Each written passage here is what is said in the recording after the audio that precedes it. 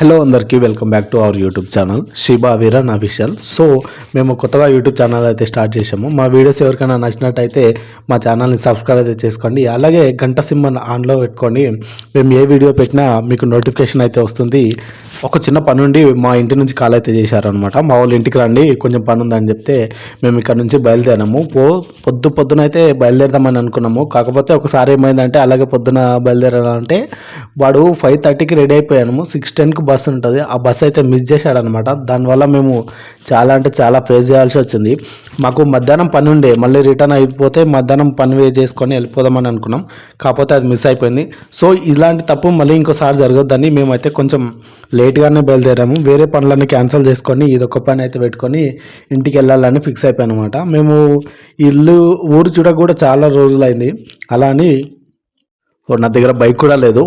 మా ఫ్రెండ్ గారి దగ్గర నైట్లే మాట్లాడుకొని అరే బైక్ ఇరా మామ సాయంత్రం మీకు తెచ్చిస్తా అని చెప్పి వాడి దగ్గర బైక్ తీసుకొని మరీ వచ్చాను అనమాట. సో నైట్లో బైక్ తీసుకొని పొద్దున్నే వెళ్ళిపోదామని అనుకున్నాం. కాకపోతే కొంచెం లేట్గా వెళ్తే మాకు కూడా మంచిగా ఉంటుంది.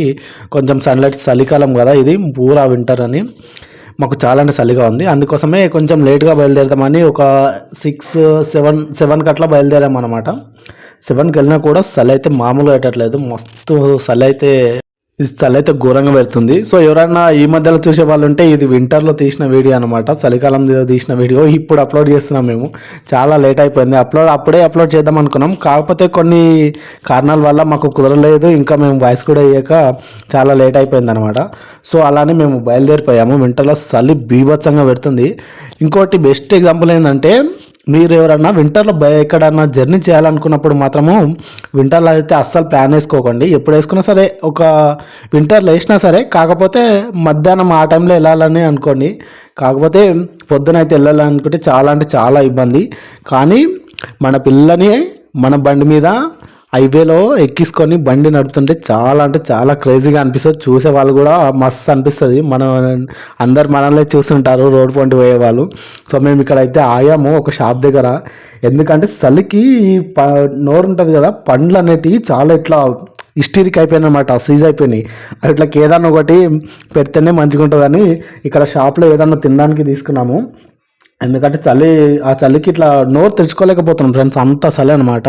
ఆ చలి కోసం ఇక్కడ ఏదన్నా తిండికి మీరు కూడా ఎప్పుడన్నా ఒకటి గుర్తుపెట్టుకోండి. చలికాలంలో కానీ వింటర్లో కానీ ఎప్పుడన్నా ఎక్కడికన్నా వెళ్ళే టైంలో ఏదన్నా తిన్నికే క్యారీ చేయండి. క్యారీ చేస్తే ఆ టైంలో మనకు చలి అయింది అనిపించదు. మేము పొద్దున్న ఫ్రెష్ అప్ అయ్యి అసలు టిఫిన్ కూడా చేయకుండా బయలుదేరాము. కాకుంటే ఏం తెచ్చుకోలేదన్నమాట. మాకు ఇక్కడ అర్థమైపోయింది, అరే ఏదైనా ఒకటి క్యారీ చేసుకోవాలి చలికాలంలో అని. అవి తినుకుంటూ మెల్లగా మళ్ళీ బైక్ స్టార్ట్ చేసుకొని మళ్ళీ మూవ్ ఆన్ అయితే అయిపోయాము. ఇది దగ్గర మా ఊరు దగ్గర వీడియో అనమాట. ఇది మేము చూసి ఇప్పటికీ మా ఊరు చూసి ఒక 2 years అవుతుంది. ఇది మా మండల్ అనమాట.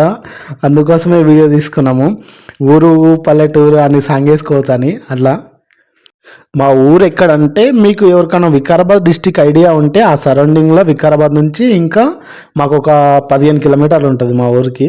పరిగి నస్కల్ అని ఉంటుంది. ఎవరికైనా ఐడియా ఉంటే మా సైడ్ నుంచి వాళ్ళు ఎవరైనా చూసే వాళ్ళు ఉంటే కొంచెం లైక్ అయితే ఇవ్వండి. అలాగే కామెంట్ కూడా చేయండి.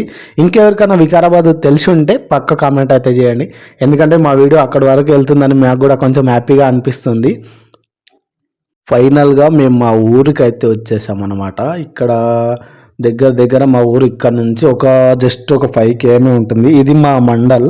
ఈ మండలం మేము ఏం మార్కెట్ కానీ ఇంకేదైనా షాపింగ్ చేయాలన్నా ఇంకేదన్నా తీసుకోవాలన్నా ఇక్కడికే వస్తామన్నమాట. ఇది మొత్తం మా మండల్ అనమాట. ఈ దగ్గర మేము ఫైనల్గా ఎక్కడికి వచ్చామంటే మా ఊరు దగ్గర ఉన్న ఒక ఫేమస్ వెంకటేశ్వర స్వామి టెంపుల్కి అయితే వచ్చేసాము. ఇక్కడ మేము ఒకప్పుడు నేను అనుకున్నాను అనమాట, మా పెళ్ళి జరిగితే నేను ఈ టెంపుల్కి జరగాలని. ఇప్పుడు ఈమె ఉంది కదా, ఈమె మా వైఫ్ అనమాట. ఈమెను చేసుకుంటే ఇక్కడికి వస్తానని అప్పట్లో ఒక్కసారి నేను ఇంటర్లో ఉన్నప్పుడు మొక్కినా అనమాట ఈడ.